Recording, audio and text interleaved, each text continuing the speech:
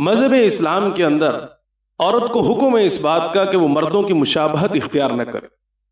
اور مردوں کو بھی حکم ہے اس بات کا کہ وہ عورتوں کی مشابہت اختیار نہ کرے۔ لہذا مرد اور عورت ان دونوں میں سے کوئی بھی ایسا لباس پہنتے ہیں جو دوسرے کے ساتھ خاص تھا، اور اس نے اس بات کا قصد کیا،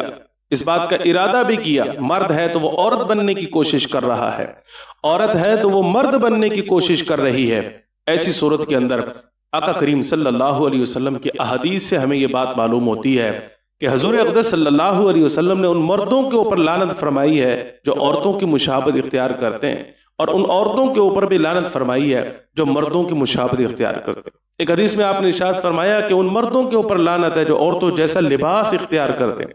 اور ان عورتوں کے اوپر بھی لعنت ہے جو مردوں جیسا لباس اختیار کرتے ہیں۔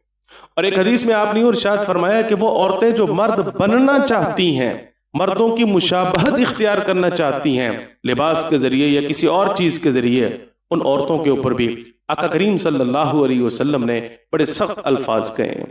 لیکن ایک حدیث میں آپ نے جب حضرت عائشہ صدیقہ رضی اللہ تعالی عنہا سے یہ بات پوچھی گئی کیا عورتیں جوتا پہن سکتی ہیں،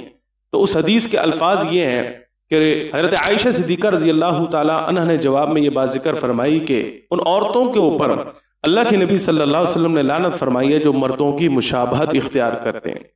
اس حدیث مبارکہ سے بظاہر یہ بات معلوم ہوتی ہے کہ عورتوں کے لیے جوتا پہننا درست ہی نہیں ہے، اس لیے کہ مرد جوتا پہنتے ہیں، حالانکہ اس حدیث کا یہ مفہوم نہیں ہے۔ اس حدیث کا مفہوم اہل علم یہ بیان ذکر کرتے ہیں کہ وہ جوتا جو مردوں کے ساتھ خاص تھا، وہ جوتا جو مرد حضرات پہنا کرتے ہیں، ان کے لیے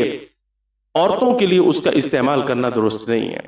اگر قصدن، اگر عمدن، اگر جان بوجھ کے کوئی عورت وہ جوتا استعمال کرتی ہے جو مردوں کے ساتھ خاص ہے، کالج جا رہی ہے ویسے جوتے پہن رہی ہے، اسکول جا رہی ہے ویسے جوتے پہن رہی ہے، کسی مدرسے کی طرف جا رہی ہے ویسے ہی شوز استعمال کرتی ہے، جان بوجھ کے وہ جوتے استعمال کرنا جو مرد حضرات استعمال کیا کرتے ہیں، اس کا استعمال بھی عورتوں کے لیے درست نہیں ہے۔ عام طور پر گھروں میں واش روم میں جو ہے ایک جوتا رکھا ہوتا ہے، مرد بھی وہی استعمال کرتے ہیں، عورتیں بھی وہی استعمال کرتی ہیں، تو اس میں عورت جو ہے وہ مشابہت اختیار کرنے کی نیت نہیں کرتی، لہذا اس کے استعمال کرنے میں کسی بھی طرح کی کوئی حرج نہیں ہے۔ گھروں کے اندر عام طور پر اپنا جوتا فی الحال نہیں مل رہا ہوتا تو مرد حضرات کا جو ہے وقتی طور پر پہن لیا جاتا ہے، تو اس میں بھی کسی طرح کی کوئی حرج کی بات نہیں ہے۔ جان بوجھ کے قصدن عمدن کوئی نیت کرتا ہے اس بات کی اور وہ اس نیت سے بعض کا جوتا خرید بھی لیتی ہے، کریم صلی اللہ علیہ وسلم نے ایسی عورتوں کو پسند نہیں فرمایا۔